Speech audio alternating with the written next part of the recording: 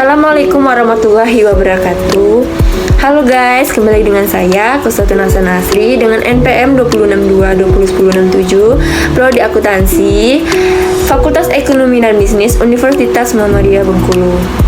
Oke guys, kali ini saya akan menjelaskan materi tentang akuntansi lanjutan 1, yaitu akuntansi untuk valuta asing, penjabaran laporan keuangan dalam mata uang asing. Ingin tahu kelanjutannya? Simak video ini.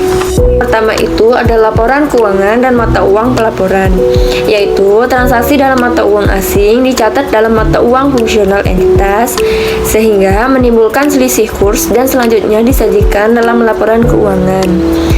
Sehingga perlu dilakukan penjabaran agar tidak ada lagi permasalahan atas perbedaan mata uang dalam menyusun laporan keuangan, sehingga mata uang pencatatan entitas sama dengan mata uang laporannya. Dan berikutnya itu ada mata uang penyajian dan mata uang fungsional. Perbedaan antara mata uang penyajian dan mata uang fungsional itu terdapat dua kondisi. Yang pertama itu ada entitas tunggal yang mencatat transaksinya dalam mata uang fungsional dan penyajian laporan-laporan keuangan dalam mata uang asing atau sebaliknya. Yang kedua ada entitas anak atau asosiasi cabang yang mencatat transaksi dan menyajikan laporan-laporan keuangan dalam mata uang fungsional.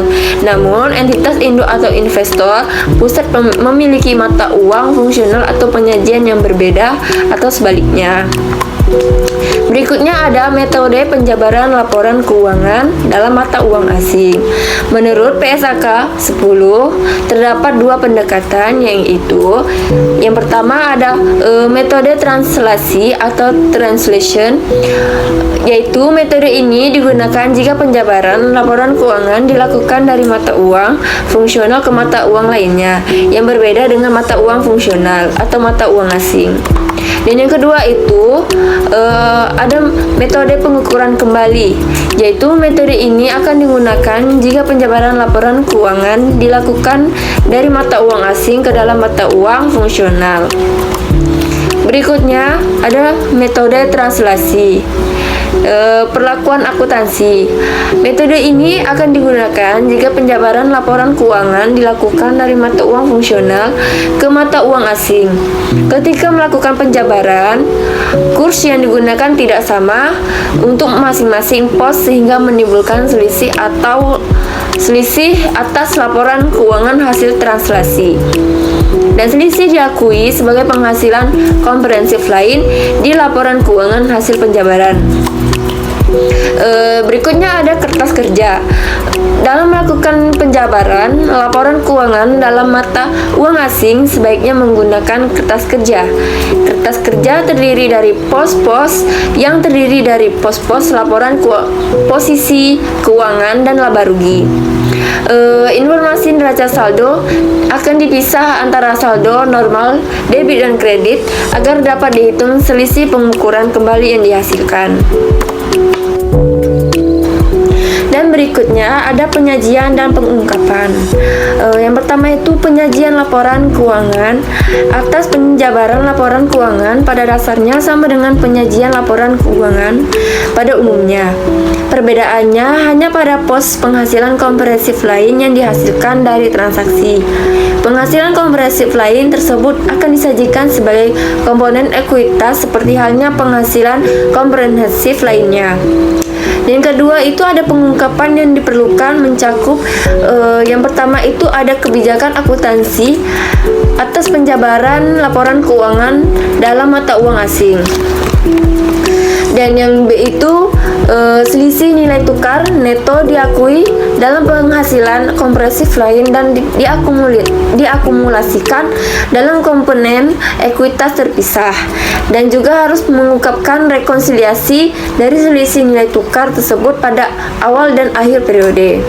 Dan yang C itu ada ketika mata uang pelaporan perbedaan dari mata uang fungsional, fakta tersebut harus dinyatakan bersama dengan pengungkapan mata uang fungsional dan alasan untuk menggunakan suatu mata uang pelaporan yang berbeda.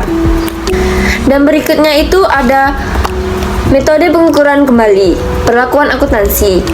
Metode pengukuran kembali digunakan jika perubahan mata uang laporan keuangan dilakukan dari mata uang asing ke mata uang fungsional.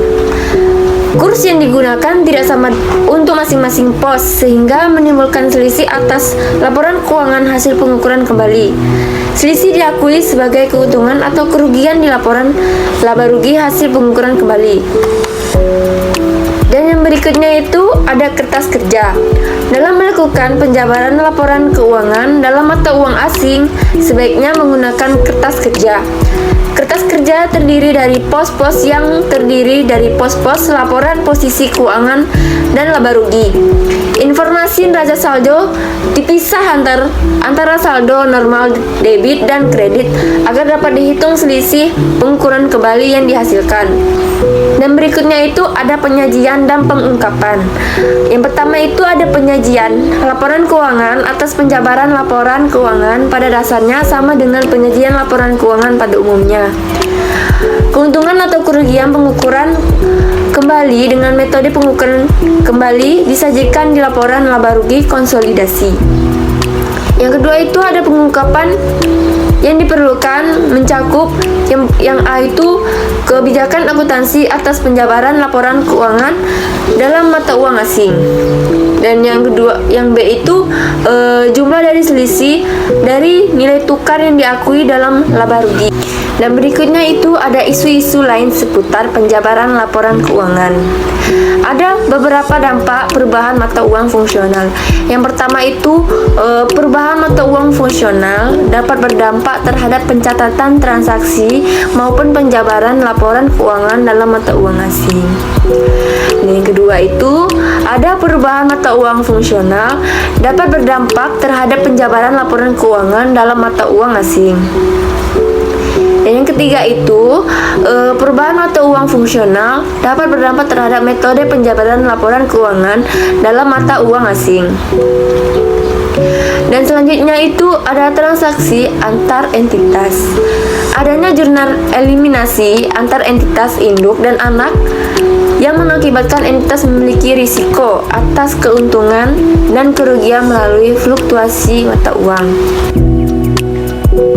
Baiklah, itulah penjelasan dari saya. Semoga bermanfaat untuk teman-teman. Sekian dari saya. Terima kasih. Wassalamualaikum warahmatullahi wabarakatuh.